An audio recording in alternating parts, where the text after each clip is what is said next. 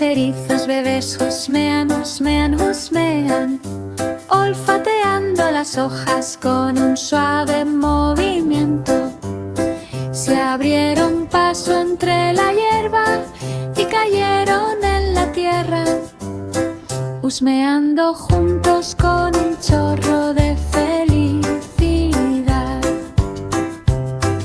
Un erizo olfateó cerca de una pequeña piedra, otro rodó sobre una cúpula de hongo. Olfatearon entre flores y bajo un tronco, rodando y husmeando a través de la niebla matutina. Los amigos erizos olfateaban y husmeaban alrededor, encontrando pequeños tesoros en el suelo. Empujaron pequeños insectos y olieron las hojas, olfateando y jugando con alegres jadeos.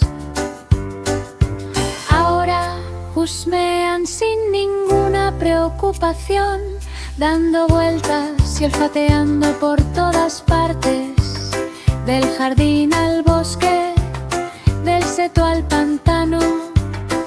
5 pequeños erizos bebés